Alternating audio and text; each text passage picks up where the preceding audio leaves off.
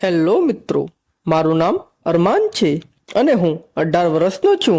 હું શહેરમાં રહું છું, પરંતુ મારું ઘર ગામમાં છે. મારા ગામના મકાનમાં મારા મામા, મામી અને દાદા રહે છે. મારા મામાના લગ્નના 6 મહિના પછી ગામડાના ઘરે આવ્યો ન હતો. મારા પિતાની નોકરી શહેરમાં હોવાથી અમારો આખો પરિવાર શહેરમાં રહેતો હતો. હમણાં જ મારી પ્રેક્ટિકલ પરીક્ષા હતી અને મારી પાસે થોડો ખાલી સમય હતો. પછી મેં થોડા દિવસો માટે ગામ જવાનું નક્કી કર્યું, કારણ કે હું મારી નવી મામી સાથે વધુ સમય વિતાવી શકતો ન હતો. મારા નાના, મામા અને દાદા અમારા ગામના ઘરે રહેતા હતા. હવે હું મારા નાના મામા અને દાદાની સંભાળ લેવા તૈયાર ન હતો. મામા અને મામીના લગ્નને 6 મહિના થઈ ગયા હતા. મારા પિતાને તેમના લગ્ન માટે વધુ રજા મળી ન હતી.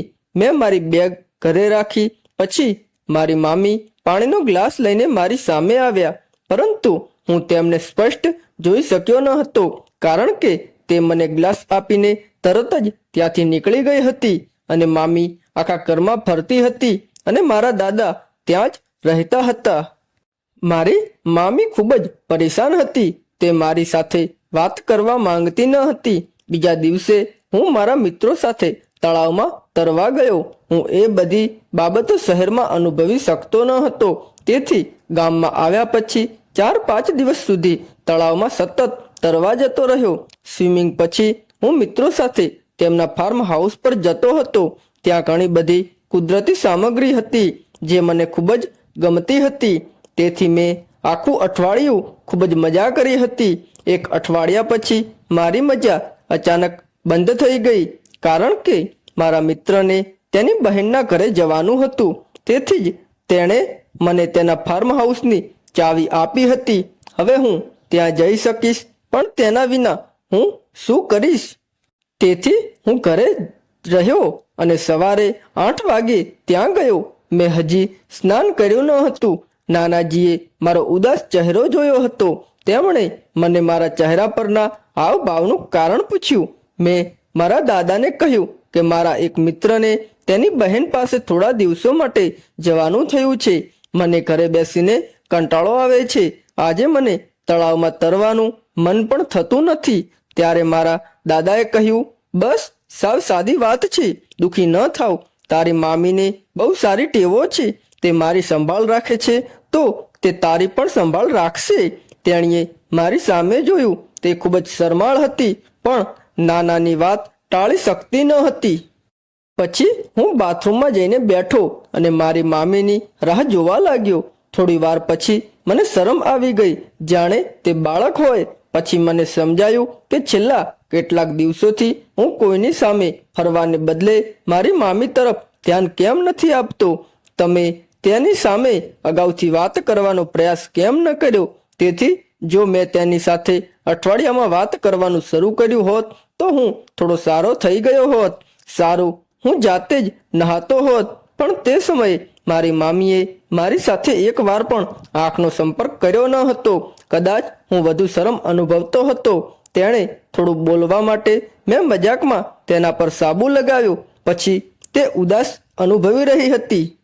પલ્લુને ફરીથી ઉપાડવામાં તેની બધી તાકાત લગાવી અને મેં મારી મામીને કહ્યું કે મામી, તમારે ક્યાં જવું જોઈએ? હું સ્નાન કરીને મારે શું કરવું જોઈએ? તે તરત જ બહાર નીકળી ગઈ. મેં મારા શરીર પર પાણી રેડ્યું. મારી જાતને વીંટાળીને બહાર આવ્યો.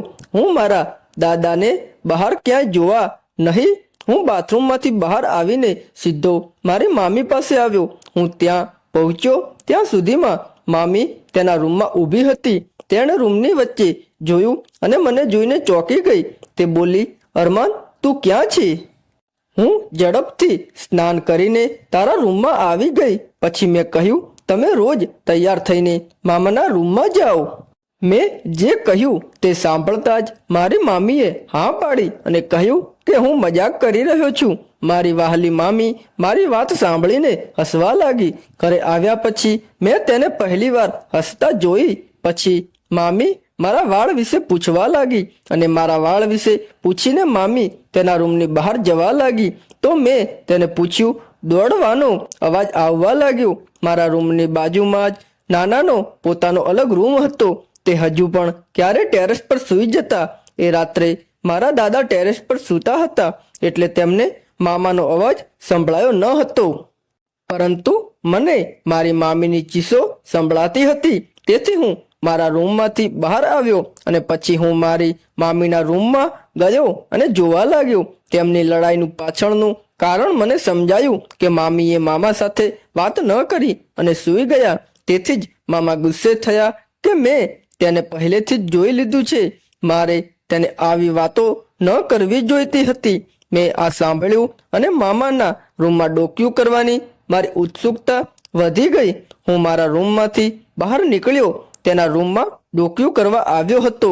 ત્યારે જ પાછળથી નાનાનો અવાજ આવ્યો. નાનાજી અચાનક નીચે આવી ગયા હતા. કદાચ નાનાનો અવાજ મામીના કાને પણ પહોંચી ગયો હતો, કારણ કે તેમનો અવાજ પણ આવતો બંધ થઈ ગયો હતો. મારા દાદા આમ તો 70 વર્ષના હતા, પરંતુ તેમની ઉંમર પ્રમાણે તેમનો કડક અવાજ સાંભળીને હું માથું નમાવીને સીધો મારા રૂમમાં ગયો. બીજા દિવસે સવારે નાસ્તો કરતી વખતે હું સ્પષ્ટપણે જોઈ શકતો હતો કે બંને એકબીજા સામે જોઈ રહ્યા હતા. મામા હંમેશાની જેમ તેમનો નાસ્તો કરીને તેમનું ટિફિન લઈને ચાલ્યા ગયા. ગઈકાલે રાત્રે જ મારી મામીનો અવાજ વારંવાર મારા કાનમાં ગુંજતો હતો. પછી મારી મામીને મારી સામે જોઈને મને ખૂબ જ આનંદ થયો. નાસ્તો કરીને હું મારા રૂમમાં ગયો. મોબાઈલ જોતા જોતા થોડી વાર ઊંઘ આવી ગઈ. ઊંઘમાંથી જાગી જતા જ હું રૂમમાંથી બહાર આવ્યો અને મારા દાદા અને મામી ક્યાં દેખાતા ન હતા. મામીના રૂમનો દરવાજો ખુલ્લો હતો, પણ નાનાના રૂમનો દરવાજો અંદરથી બંધ હતો. હું જેવો દરવાજે પહોંચ્યો કે તરત જ હું રસોડામાંથી પાણી પીને બહાર આવ્યો અને જોયું તો નાનાના રૂમમાંથી મામી બહાર આવી રહ્યા હતા. તે ખૂબ જ થાકેલી દેખાતી હતી અને વારંવાર નાનાને કહી રહી હતી કે નાનાજી, હું તમને આપી રહી છું, હું તમારા માટે બદામ લાવીશ. જ્યારે મામીએ મને જોયો ત્યારે તેમણે મને પણ કહ્યું, અરમાન, તમે બેસો, હું તમારા માટે જમવાની થાળી લાવું છું. મનમાં તે મને જોઈને મારી સાથે વાત કરી રહી હતી. હું નાનાના રૂમમાં દૂધ લઈને ગયો હતો. તેને ભૂખ લાગી હતી. મામાના ઘરમાં કેટલીક વસ્તુઓ મને ખૂબ જ વિચિત્ર લાગી. હું ગામના ઘરે આવ્યો ત્યારથી જ મેં તેણીને દેખાવમાં ખૂબ જ સુંદર જોઈ હતી કે તેણે તેને ક્યારે તેના દાદાને ઘરની બહાર જતા જોયા નથી. અને મારી મામી પણ તેની દીકરીની નજીક જેમ કાળજી લેતી, જેથી તે ક્યારે બહાર ગયા ન હતા. દર 2-4 દિવસે મને મામા અને મામી વચ્ચે કંઈક ખોટું જણાયું. કદાચ મામી મામા સાથે ઈચ્છતા હોય તેમ વાત કરતા ન હતા અને તેથી મામા ચીડાઈ જતા હતા. રોજ રાત્રે મારા મામાનો ચીડિયો અવાજ મારા કાને પહોંચતો.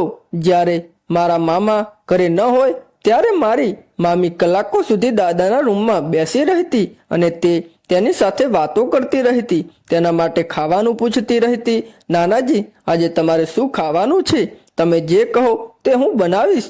3 દિવસ પછી મેં ઘર પર બરાબર ધ્યાન આપ્યું તો ધીમે ધીમે બધું જ મને દેખાવા લાગ્યું. એકવાર મામા વહેલી બપોરે દુકાન બંધ કરીને ઘરે આવ્યા. તેમણે જણાવ્યું હતું કે તેને દુકાનમાંથી સામાન ખરીદવા શહેરમાં જવાનું હતું અને બપોરે શહેર જવા રવાના થઈ ગયા હતા કે અમે બીજે દિવસે સવારે ઘરે પાછા આવીશું. તે ઇલેક્ટ્રિક સામાન લેવા ગયા હતા. તે મેળવવામાં હજુ 3 દિવસ લાગશે. તેથી મારા મામાનું શહેરમાં રહેવાનું પ્રમાણ 1 દિવસ વધીને 3 દિવસ થઈ ગયું. મારા મામા શહેરમાં હોવા વિશે સાંભળીને મારા માતા પિતાએ મને જ તેમના વધુ 3-4 દિવસ ઘરે રાખવા કહ્યું. હવે મામા જે આગામી 1 અઠવાડિયા સુધી ઘરે આવવાના ન હતા. જ્યારે મામા ઘરે ન હતા ત્યારે દાદા તેમના રૂમમાં સૂવા લાગ્યા. તે રાત્રે મેં મારી મામીને નાનાના રૂમમાં જોતા જયા. મેં તેમની તરફ ધ્યાન ન આપ્યું. મધ્યરાત્રિએ મને અચાનક તરસ લાગી. તેથી હું જાગી ગયો અને પાણી પીવા રસોડામાં ગયો. મેં જોયું કે તે જ્યુસ લઈ રહી હતી. નાનાના રૂમમાંથી મારા રૂમ તરફ જતી વખતે તેણીએ તેનો હાથ પકડ્યો. તે પહેલા મેં તેણીનું સંતુલન ગુમાવ્યું હતું. મને જોઈને મામી ખૂબ જ ડરી ગઈ. હું તેને તેના રૂમમાં લઈ ગયો અને તેને બેડ પર બેસાડ્યો અને ત્યાંથી મને પૂછવામાં આવ્યું આના પર તેણે કંઈક ન કહ્યું અને કહ્યું કે મને ખૂબ જ ઊંઘ આવી રહી છે અને હું તેમને જ્યુસ આપવા ગઈ હતી. મામી પણ મને કંઈ કહેવા તૈયાર ન હતા. બીજા દિવસે સવારે જ હું મારી મામીને આ જ પ્રશ્ન પૂછવાનો પ્રયત્ન કરી રહ્યો હતો. બપોરે 2 વાગે નાના શાકભાજી ખરીદવા માટે બજારમાં ગયા હતા અને મામી ભોજન બનાવવાની તૈયારી કરી રહ્યા હતા. હું અને મામી ઘરે એકલા હતા. હું રસોડામાં ગયો અને અંદર જતા જ મેં તેમને પ્રશ્ન પૂછ્યો કે આટલી મોડી રાત્રે નાનાજીના રૂમમાં કેમ ગયા? મામી સાવ જૂઠું બોલી રહી હતી. શું હું સમજી ગયો કે જ્યુસ આપવામાં વધુમાં વધુ 5 મિનિટ લાગે છે? તમે આખા 5-6 કલાક નાનાના રૂમમાં હતા. મને કહો, અહીં આવ્યા પછી હું રોજ રાત્રે તમારી મામા સાથેની લડાઈ સાંભળું છું. મામા ઘરે ન હોય ત્યારે પણ તમે નાનાના રૂમમાં જાઓ છો અને હવે તમે અડધી રાત્રે નાનાના રૂમમાં હતા. તારા મામાએ તને તારી મામી પ્રત્યે કોઈ લાગણી છે કે નહીં? મને બહુ ગુસ્સો આવ્યો અને મામીને પૂછ્યું કે તમે સમજી ગયા હો તો સાંભળો અને તમારા મામા આખી રાત મારી સાથે વાદ કરે છે. તેથી હું નાનાજીના રૂમમાં જાઉં છું. તેઓ મારા પિતા જેવા છે, તેથી હું તેમની સેવા કરું છું. હવે તમે તેનો અર્થ જે હોય તે સમજી શકો છો. હું જવાબ આપવા તૈયાર ન હતો.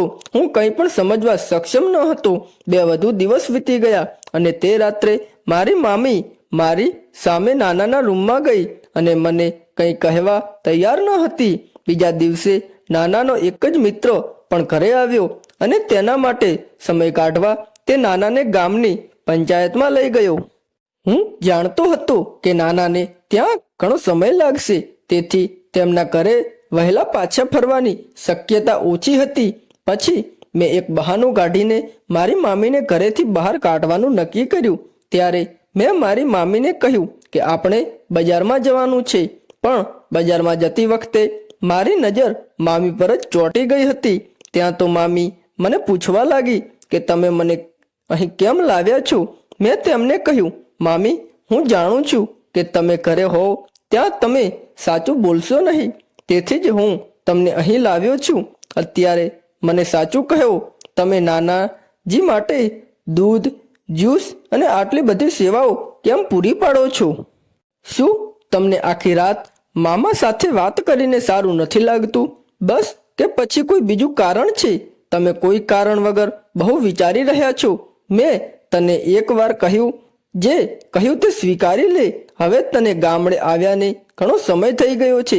અહીંની બાબતોમાં દખલગીરી કરવાને બદલે જલ્દી તારા ઘરે જા, નહીં તો મારે તારા દાદાની જેમ તારી પણ સેવા કરવી પડશે. તારા દાદાને મારી કે બીજાની સેવા કરવી ગમતી નથી. જો તમે સહમત થાવ તો તમે વધુ દિવસ અહીં રહી શકો છો. મામીની વાત સાંભળીને હું તેમની પાસે જઈને ઊભો રહ્યો. જો તમે આ બધી બાબતો સ્વીકારો છો તો હું આ પરિસ્થિતિમાં કેમ ખુશ ન હોઉં? અને આ પણ મારા નાના ભાઈ જેવો જ છે. જોઈએ, જો હું તેને જ્યુસ વગેરે આપી દઉં તો શું મોટી વાત છે? પરંતુ હું પણ વિચારી રહ્યો હતો કે મામી ચોક્કસપણે કંઈક છુપાવી રહી છે. પછી મેં નક્કી કર્યું કે મામી પર નજર રાખવાની સાથે જ હું તેને ફાર્મ હાઉસ પર લઈ આવ્યો. કોઈ પણ રીતે હું તેમને ઘરે લઈ આવ્યો અને પછી મારી મામીએ કહ્યું કે હું મારા મિત્ર પાસે જાઉં છું, સાંજ સુધી જ ઘરે આવીશ. એમ કહીને હું ઘરથી નીકળ્યો અને રસ્તામાં નાનાજીને મળ્યો. એટલે મેં એમને એ જ કહ્યું કે હું સાંજે ઘરે આવીશ. હું મારા દાદા અને મામીને એકલા મૂકીને આવ્યો હતો. નાનાજી ઘરે પહોંચતા જ હું અડધો રસ્તેથી પાછો ફર્યો. બપોરે 3 થી સાંજના 6 વાગ્યા સુધી હું તેમના પર નજર રાખતો હતો. મામી ક્યારેક નાનાજીને ફળો કાપતા જોતા તો ક્યારેક નાનાજીને તે લાવવા વિનંતી કરતા. ક્યારેક તેઓ કંઈક રાંધતા તો ક્યારેક કોઈક વાગે ઘરે જતા. બીજાઓની જેમ જ મેં પણ જમવાનું ચૂપચાપ ખાધું. મેં ઢોંગ કર્યો કે હું મારા રૂમમાં જઈ રહ્યો છું અને તે તેના રૂમમાં ગયો. પરંતુ નાનાજી હાથ ધોવા રસોડામાં ગયા કે તરત જ હું ધીમેથી તેમના રૂમમાં પ્રવેશ્યો. પછી હું કામ માટે નાનાજીના રૂમમાં આવ્યો. મેં જોયું કે મામી નાનાજીના રૂમમાં જ્યુસ લઈને આવી. નાનાજી ખૂબ જ કડક ભાષામાં વાત કરી રહ્યા હતા. તે તેની સાથે નોકરોની જેમ વર્તન કરતા હતા. સતત 2 કલાક પછી મામી નાનાજીને બદામ ખવડાવી રહી, તેને જ્યુસ પીવડાવી રહી. મેં બધું જ જોયું હતું. બીજા દિવસે સવારે મામા ઘરે આવ્યા ત્યારે મેં મામીને બધાની સામે કહ્યું, મામા, હવે તમે અને મામી અમારી સાથે શહેરમાં શિફ્ટ થઈ જાઓ. એટલે તું શહેરમાં નહીં આવે? તો તેણે મને કહ્યું ન હતું કે હું મારી વહુને નોકરોની જેમ સેવા કરીશ. પછી તેણે તેની મામીને કહ્યું કે તું અને નીલમ ક્યાંય નહીં જાઓ. જો તમે બંને જશો તો હું અહીં એકલો કેવી રીતે રહીશ? પછી હું મારા દાદા, મામા અને મામીને કહેતો હતો કે જીવતી વખતે મારી મામીની કોઈ કિંમત ન હતી. તમે તેની સાથે નોકરાણીની જેમ વર્ત્યું હતું. હું ગઈકાલે આખો દિવસ તમારા બંને પર નજર રાખતો હતો. મામી મામાને જે સમય આપવો જોઈએ તે કેમ ન આપી શક્યા? કેમ હંમેશા તેમની વચ્ચે ઝઘડા થયા છે? તે મને ખબર પડી ગઈ છે. નાનાજી, તમે મામીને આખો દિવસ નોકરોની જેમ કામ કરાવો છો. દિવસના 5 કલાક પણ તેમ કોઈ કારણ વગર જીવો છો. ક્યારેક દૂધ પીને તો ક્યારેક તમારા મનપસંદ ખોરાક સાથે, અને રાત્રે પથારી પર સૂતી વખતે મામીને નજર તમારા પર જ હોય છે. પછી મારી મામી આખી રાત મામા સાથે વાતો કરી શકતી નથી. તેથી જ તે હંમેશા લડીએ છીએ. અહીં આવ્યા ત્યારથી જ હું તેમના ઝઘડા સાંભળતો હતો. જો તમને તમારી નાની વહુનું માન નથી તો પછી મામા અને મામી શહેરમાં શિફ્ટ થવાના છે. એ સાંભળીને નાનાજીની આંખમાંથી આંસુ આવી ગયા. તેનો શું ફાયદો? ત્યારે તેણે કહ્યું કે રવિ, મને માફ કરી દે. તે ગરીબ પરિવારની છોકરી સાથે લગ્ન કર્યા હતા. તેથી જ હું તારા પર ખૂબ જ નારાજ હતો. તે ઘરેથી 1 રૂપિયો પણ દહેજમાં લાવી ન હતી. તેથી હું તેની સાથે નોકરાણીની જેમ વર્તતો હતો અને મારો ગુસ્સો બહાર કાઢી રહ્યો હતો. હું મારા દીકરાની ખુશી મનાવી રહ્યો હતો. હવે જ્યારે અરમાન તમને બંનેને શહેરમાં લઈ જવાની વાત કરી રહ્યો છે ત્યારે મને તમારા બંનેનું મહત્વ સમજાયું. સૌથી વધુ હું અહીં તમારા બંને વિના કેવી રીતે એકલો રહીશ? ત્યારે નાનાજીએ મામા અને મામી સાથે હાથ જોડીને માફી માંગી. મામા અને મામીએ નાનાજીને માફ કરી દીધા, કારણ કે નાનાજીને પોતાની ભૂલ સમજાઈ ગઈ હતી. નાનાજીને તેમના નાના મામા પ્રત્યે ઘણો પ્રેમ હતો. તેથી જ નવી મામીએ નાનાજી વિશે મામાને ફરિયાદ કરી ન હતી. તે પિતા અને પુત્ર વચ્ચે અણબનાવ બનાવવા માંગતી ન હતી. હું વિચારતો હતો કે આજે નહીં તો કાલે નાનાજી તેમને સમજી જશે, અને હું આ જ વિચારમાં મારો આખો દિવસ પસાર કરી રહી હતી. સસરાની ભૂલ છુપાવવા માટે મામી મારી નજરમાં પોતાની નજરથી પડી ગયા હતા, પણ તે મારા દાદાની ભૂલને મારી સામે ઉજાગર કરવા માંગતા ન હતા. જ્યારે મારા દાદાએ મને કહ્યું ત્યારે મેં મારા મામાને ફોન કરીને બધું કહ્યું. મેં તેમને જે કહ્યું તે સાથે જ મામા સહમત થયા. નાનાજીને ભાન કરાવવામાં કોની ભૂલ છે? તે દિવસ પછી નાનાજીએ તેમની વહુને પુત્રવધૂનો દરજ્જો આપવાનું શરૂ કર્યું. તેમણે તેમના મામાની ગરીબીના આધારે મામીને હંમેશા માટે ટાણા મારવાનું બંધ કરી દીધું, કારણ કે મામીની સુંદરતા અને મોટા હૃદયને તેની માતાના ઘરની ગરીબી સાથે કોઈ લેવા દેવા ન હતું. તો મિત્રો, આ હતી અમારી આજની વાર્તા. તમને વિડીયો કેવો લાગ્યો અમને કોમેન્ટ કરીને જણાવો. વિડીયોને લાઈક કરો, શેર કરો, અને અમારી ચેનલ પર નવા છો તો સબસ્ક્રાઈબ કરો. ધન્યવાદ મિત્રો. હેલો મિત્રો.